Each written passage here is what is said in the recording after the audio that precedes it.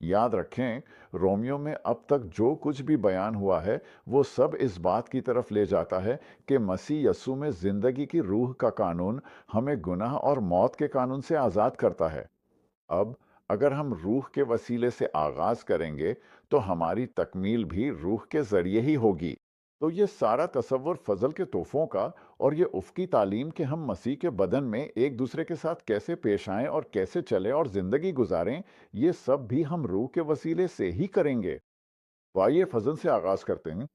मैं आपको फजल की एक तारीफ देता हूँ। इसका मतलब है इलाही ताकत बख्शी। ये मतलब नहीं कि ओ वो कितना मेहरबान है, आप जानते हैं वो कितना शफीक है। मेरा मतलब है, उसका मतलब है इलाही ताकत बख्शी।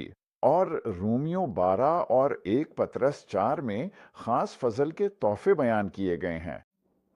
ठीक है, 1 पतरस 4 में ये बात बिल्कुल वाज़ेह तौर पर कही गई है, जो खिदमत करे वो उस कुव्वत के साथ करे जो खुदा देता है। यहाँ फजल के तोहफों की बात हो रही है। वो यहाँ तक के मेहमान नवाजी को भी फजल का तोहफा करार देता है, नबूवत, तालीम देना। अब हम रोमियो ने हैं, ये सब फजल के तोहफे। देना भी एक फजल का तोहफा है। जो देता है वो फयाजी से दे। आप ये सब रूह के वसीले करते हैं।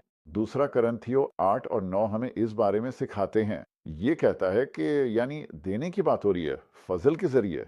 ठीक है, कानून के जरिए नहीं। ठीक है, ये कानून के मुताबिक अशर देना है। माजरत चाहता हूं अगर मैं कुछ लोगों की दिल आजारी कर रहा हूं, लेकिन फजल ही नए अहदनामे के मुताबिक देने का तरीका है। और फयाजी से दो। ठीक है। और मुझे पौलुस की बात बहुत पसंद है। उसने कहा, देखो कि तुम इस फजल में भी बढ़ो। अब असल बात जिस तक मैं पहुंचना चाह रहा हूं वो ये है, फजल ही सब कुछ है। ठीक है। हमें चाहिए कि हम एक दूसरे से रूह में जोश और खरोश के साथ मोहब्बत करें। तो हम ये कैसे करें? बस ठीक है, मैं तुमसे मोहब्बत करता हूँ। ठीक है, तुमने अच्छा आगाज है मेरा ख्याल है। लेकिन तुम ये रूह के वसीले करते हो। खुदा की मोहब्बत हमारे दिलों में रूहुल कुदस के जरिए उंडेली गई है। मेहमान नवाजी, ठीक है।